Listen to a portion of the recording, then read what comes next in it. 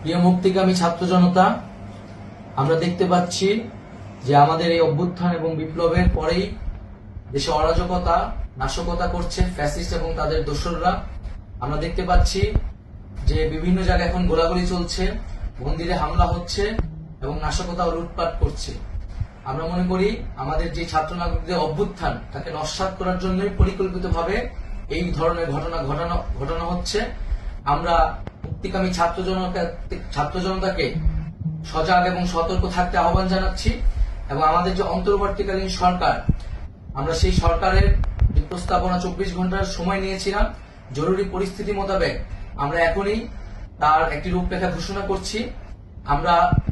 আমরা সিদ্ধান্ত নিয়েছি যে সর্বজন গ্রহণযোগ্য আন্তর্জাতিক খ্যাতিসম্পন্ন নোবেল পুরস্কার বিজয়ী ডক্টর মোহাম্মদ ইউনূসকে প্রধান উপদেষ্টা করে অন্তর্বর্তীকালীন সরকার গঠন করা হবে এবং ডক্টর মোহাম্মদ ইউনূসের সাথেও আমাদের কথা হয়েছে।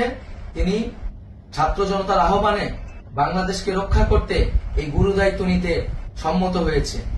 আমরা সকালের মধ্যেই আমরা এই সরকার গঠনের প্রক্রিয়া দেখতে চাই।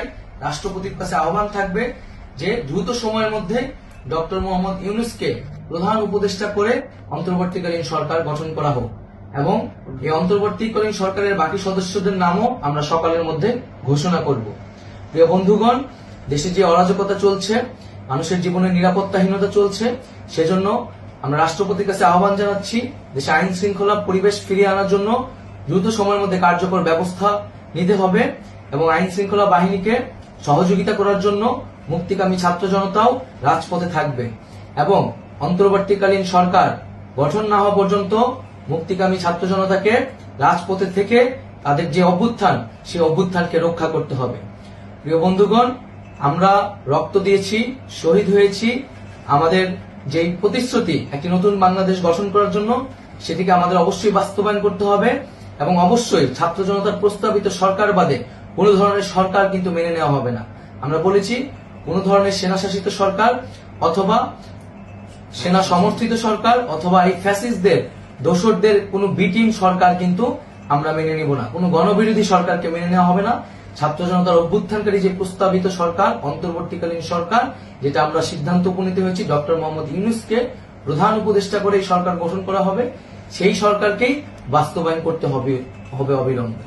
আগামীকাল সকাল থেকে সকলকে আহ্বান জানাচ্ছি রাজপথে থাকার জন্য এবং আমাদের যে সাম্প্রদায়িক সম্প্রীতি এবং রাষ্ট্রীয় সম্পদ রক্ষা কমিটির ঘোষণা হয়েছে বৈষম্যবিরোধী ছাত্র আন্দোলনের নেতৃত্বে, সকল পাড়ায় পাড়ায় এলাকায় এলাকায় সেই কমিটি পাহারায় থাকবে। আমাদের সংখ্যালঘু কমিউনিটিকে আমাদের রক্ষা করতে হবে, রাষ্ট্রীয় সম্পদ এবং এই দেশকে রক্ষা করতে হবে আমাদের।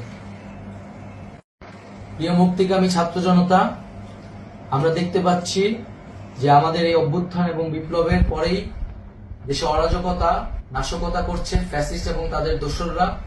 আমরা দেখতে পাচ্ছি যে বিভিন্ন জায়গায় এখন গোলাগুলি চলছে, মন্দিরে হামলা হচ্ছে এবং নাশকতা ও লুটপাট করছে।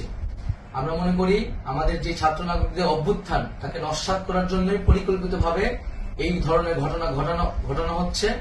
আমরা মুক্তিকামী ছাত্র জনতাকে সজাগ এবং সতর্ক থাকতে আহ্বান জানাচ্ছি এবং আমাদের যে অন্তর্বর্তীকালীন সরকার, আমরা সেই সরকারের যে প্রস্তাবনা 24 ঘন্টার সময় নিয়েছিলাম, জরুরি পরিস্থিতি মোতাবেক আমরা এখনই তার একটি রূপরেখা ঘোষণা করছি।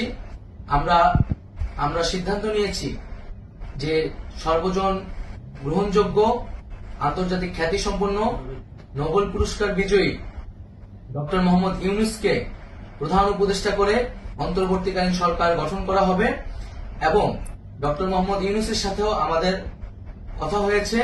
তিনি ছাত্র জনতার আহ্বানে বাংলাদেশকে রক্ষা করতে এই গুরু দায়িত্ব নিতে সম্মত হয়েছে। আমরা সকালের মধ্যেই আমরা এই সরকার গঠনের প্রক্রিয়া দেখতে চাই। রাষ্ট্রপতির কাছে আহ্বান থাকবে যে দ্রুত সময়ের মধ্যে ডক্টর মোহাম্মদ ইউনূসকে প্রধান উপদেষ্টা করে অন্তর্বর্তীকালীন সরকার গঠন করা হোক এবং এই অন্তর্বর্তীকালীন সরকারের বাকি সদস্যদের নামও আমরা সকালের মধ্যে ঘোষণা করব।